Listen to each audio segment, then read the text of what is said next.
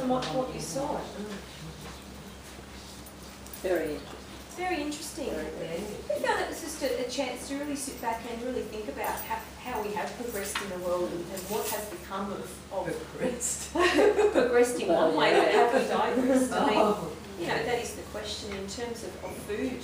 What are your thoughts on I think what really hit home for me, and I've always known it, but I think as much as that they were far right, Yes. every opinion, I think what they were saying about processed foods and the link to the meat companies and the link to making profit and the link to putting in things in the processed foods so that people would come and buy more really struck a chord with me.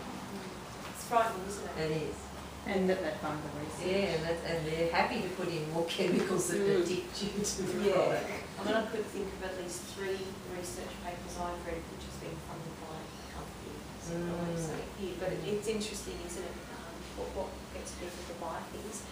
Probably the one thing about the film that I took away too, I mean, it sort of reinforces why I studied nutrition, but I think the messages are great, but you know, not to be too freaked out by some of the messages. It doesn't mean that you don't ever eat a grain of sugar ever in your diet again, because let's face it, from our ancestors we did have, what were the rations, sugar, flour, tea kind of thing. But the difference is from years ago, it was, if you made a biscuit, it was flour, sugar, butter, whatever. But now there's a lot of artificial additives. And unfortunately, like they said in the video, sometimes we replace the real whole foods for the diet modified, low fat, anything free, non-food kind of thing. So who found that as well? Just that difference between eating real food and the sort of non-foods, being aware of it. But questions, probably pick up with the first question about juicing. So the question was, people talk about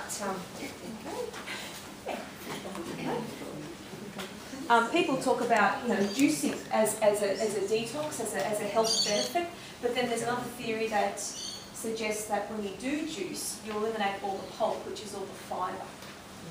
So which way do you go? What thoughts do you have? To juice or not to juice? Eat the pulp as well. So you go shut and then you go Yeah. I was going to say, I think it's the balance, because obviously you need fibre, but there are times when you're probably not getting as much of the vegetable fibre. So if you're getting it in juice, you're still getting all the vitamins and minerals and everything that's in it.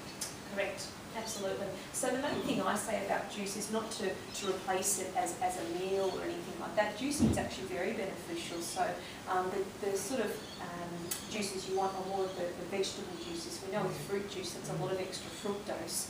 So I normally suggest that you eat a whole piece of fruit, but if you are using fruit in juice, no more than about half a serve. So if you've got a couple and you're doing celery, carrot, apple and ginger, you might put 1 apple in it and split it for 2. So I'd normally say if you do have juice, it is very good for you. You're getting all the antioxidants, we're going to talk about that in a minute, all the colours from different vegetables, you're getting all that in a glass, very, very concentrated. What you aren't getting is fibre, but like you said, Kathy, it's about balance. As long as you've got a good fibrous diet, a juice on the side is actually going to be a very good detox for the body, really, really good for you. And let's face it, in this day and age with pollution and the environment, sometimes I always question, are we getting enough vitamins and minerals from foods? So a juice would be absolutely fine, but I've had people who have lived on it, on juice a bit too much, and you just have to be a little bit careful. I basically say anything is poisonous. Too much of anything is not good, even water. Because what happens if you drink too much water, other than being stuck to the toilet, on the toilet?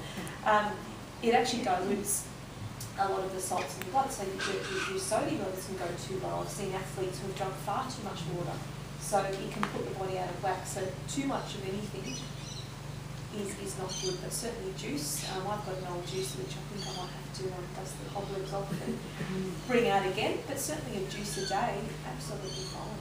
It's a really, really good way of getting some more vitamins and minerals, phytochemicals in your diet. Especially, I suppose, if you were to use it as a replacement for a snack that wasn't as healthy. So if you were coming home for 11 o'clock for a coffee and some cream biscuits, then obviously throwing a juice in instead is going to be a better option, isn't it? Definitely. Yeah. actually, I've got, we'll talk about antioxidants, but all those different colours of fruit and vegetables represents different vitamins and minerals. So try to be creative and come up with all your own mocktails, and certainly like here, and the morning tea snack is going to give you much more oomph. And what the video said, did you hear about, he was sort of saying that we're always in a feast but never in a famine, but also we're kind of nutritionally starving ourselves because we're not getting the nutrition that we need, which is a bit ironic, isn't it? So in terms of, replenishing your cells and getting the nutrition, that's another way of actually doing it. So I think one of the reasons why we show the video too is because you're halfway, you're doing really well. Sometimes it's not looking at huge changes. Maybe it's just sitting back and thinking, am I doing everything I possibly can? Or do I need to slow down and maybe make one change to improve the quality of my life or my diet, rather than having to make cutbacks all the time? It's not about weight or fitness per se, it's about what you're doing to get those benefits. That questions do you have about the video? Or I've sort of got through it and then made up your own summary in my head and created what I call a goal hierarchy, something that you can have a look at. And we can have a look at the things that you're already doing and maybe circling some of the things you could work on from now until the end of the challenge and maybe for the years to come. But if people have other questions or queries about the video that you saw. I think the thing that I said to Gary was saying was, it was sort of like, you're either doing it this particular way, Yeah. or you may not be doing anything. And it was sort of like stressing that everything should be organic. And I'm thinking, that sounds, that sounds wonderful. So that's Sorry kids, no milk for the cereal. I sort of pop down to jam. go off and get your milk from the Yeah, no. farmer and right.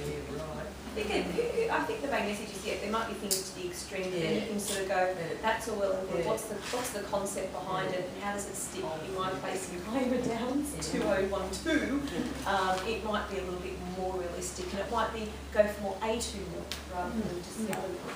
Or it could be, maybe I could go for a dairy alternative, or maybe I could, like Gary said, rather than having the bitters and coffee, maybe I could try something different. Yeah, I think to get people to watch it, you got to be a little extreme. Yeah. But I think it was very American. yeah. I think we're very lucky in Australia. I mean, touch wood, in terms of high fructose and high corn syrups in foods, breads and things like that. It's not as bad. So I think we're pretty lucky in that regard. It's just a matter of being aware and mindful of the other foods. So in terms of organic, you don't have to be organic, but for some people they sometimes think, well, maybe I might try a week of just some organic fruit and veg and see if there's any difference. Because if we've got children, you've got a budget, imagine going to a supermarket and buying fruit and vegetables for the whole week, you'd probably be spending a few $100s. So just to be aware and be realistic. Another option, something I did think of, was sometimes people think maybe we can start to grow our fruit and vegetables or grow herbs. That could be something to bring home to the family, so means we are getting more of the natural unprocessed foods in our diet.